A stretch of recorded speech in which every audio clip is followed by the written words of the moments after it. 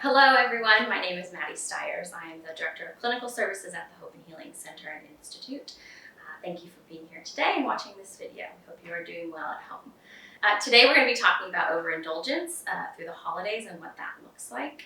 Overindulgence is something that a lot of us are experiencing at home during the COVID-19 pandemic.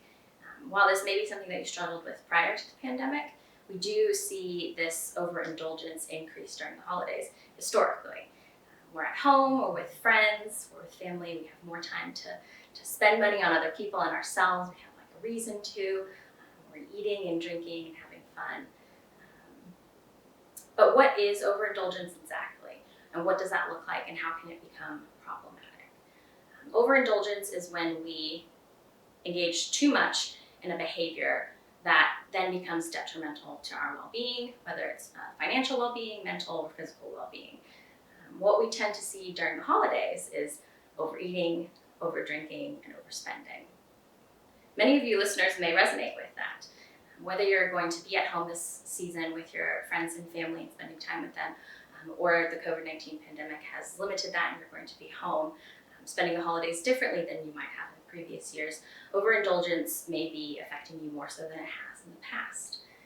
Whichever the case for you, it's important to be aware of what's going on and how to address these behaviors so they don't become really problematic and affect your mental, physical, financial well-being in the long run. So how do we do that? Being aware of our emotions, good and bad, what we're experiencing, what's happening, especially in light of COVID-19, moving into a holiday season that might look really different than traditionally what we're expecting. Being aware of our good and bad emotions are really important. Oftentimes, we either have a tendency to focus more on our positive emotions or focus more on our negative emotions, and we forget about the other. So being aware of what you're experiencing and recognizing that while it may not be the most comfortable emotion, it is okay to be experiencing that.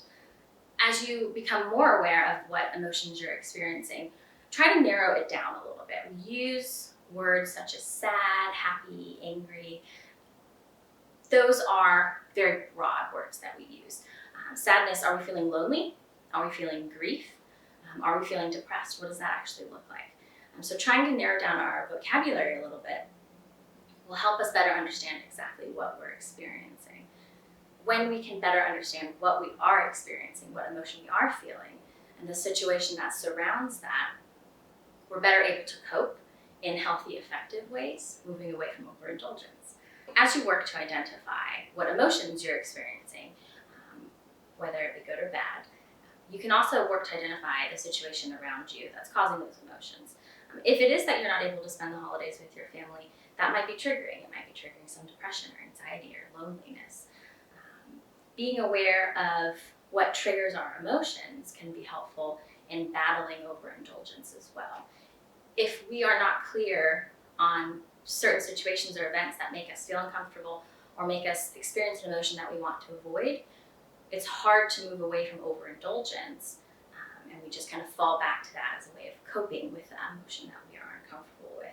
If you can target what event or situation or emotion it is that's making you uncomfortable and moving towards overeating, overdrinking, or spending money online as we sit at work on Zoom all day, we can better find ways to cope with those emotions that are not solely overindulging in something that could harm us in the future or now. Oftentimes overindulgence, overspending, overeating, overdrinking around the holidays comes because we are dealing with stress. We talk about the holidays being a really joyous, jolly time, but oftentimes there's financial stress, there's family stress, there's relationship stress, and it's not all joy. So the stress comes in, and then we are prone to finding coping that is immediate and quick fix.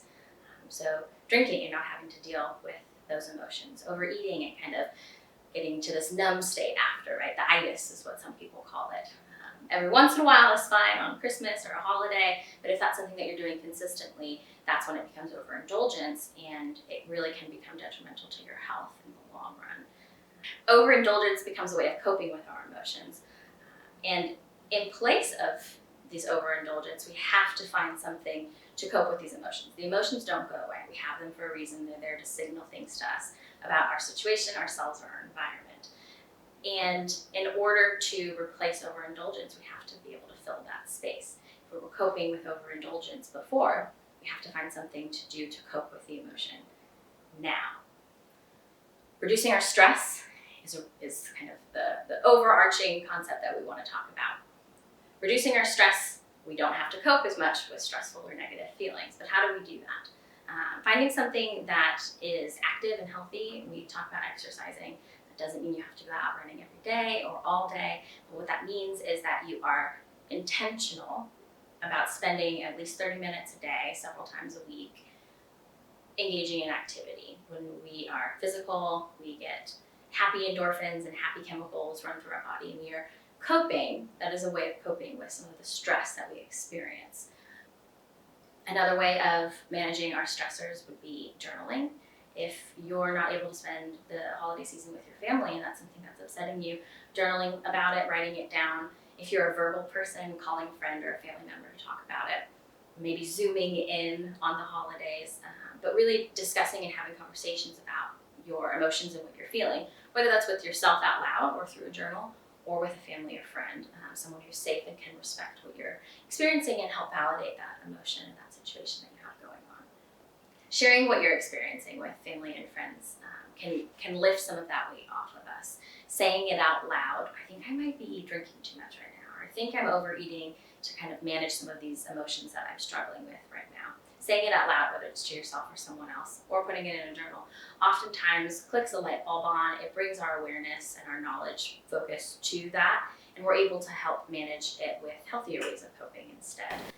Sharing what you're feeling or struggling with during this season with family or friends is really going to be important in bringing awareness to that overindulgence. Sometimes that's something we keep to ourselves. It feels shameful. I'm drinking too much. I'm eating too much. I'm spending money that I don't have. It's not something that we typically feel comfortable sharing or talking with other people about. But really finding a safe person in your life to be able to share that and kind of say it out loud, or put it in a journal, or say it out loud to yourself. Hearing it out loud oftentimes can bring our awareness to it a little bit more, put our attention on it.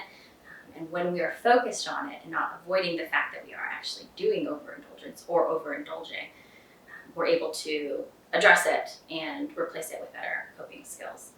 Moving into the holiday season, many of us may not be able to spend time with our family.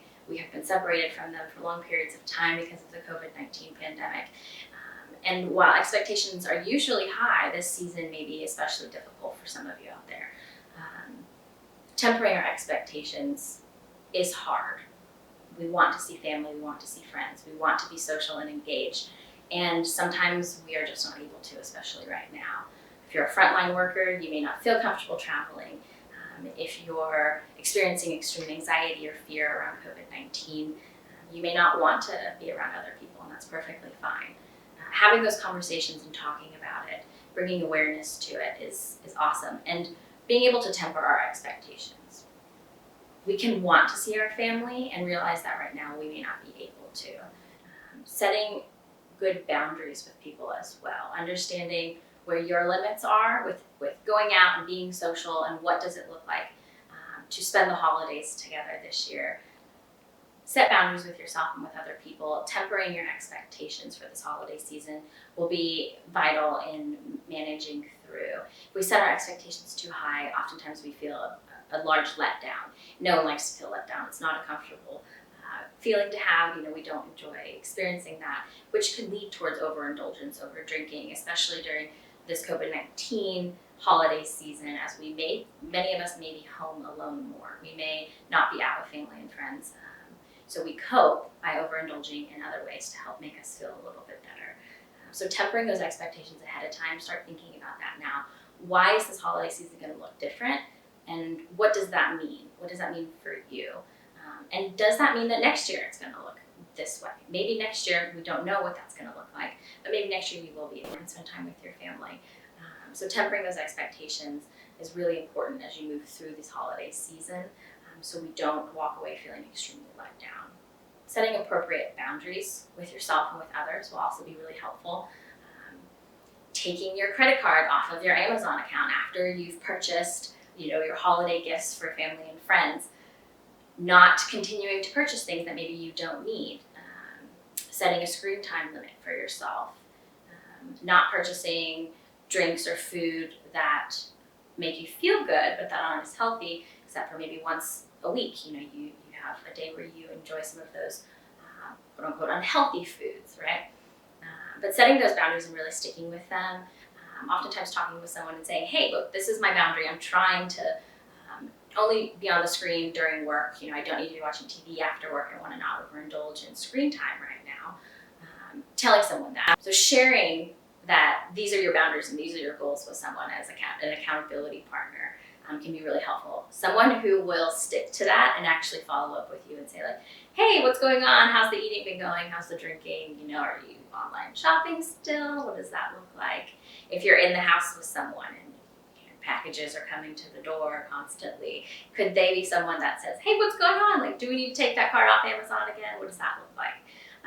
So really being open and honest about what you're feeling, what the situation is, what you're struggling with family and friends and people who are safe. If you are alone this season, or you are living in a place that you don't have roommates or family with you, reaching out for help from a professional is also a wonderful way of managing some of the stress that leads to overindulgence during the holiday season.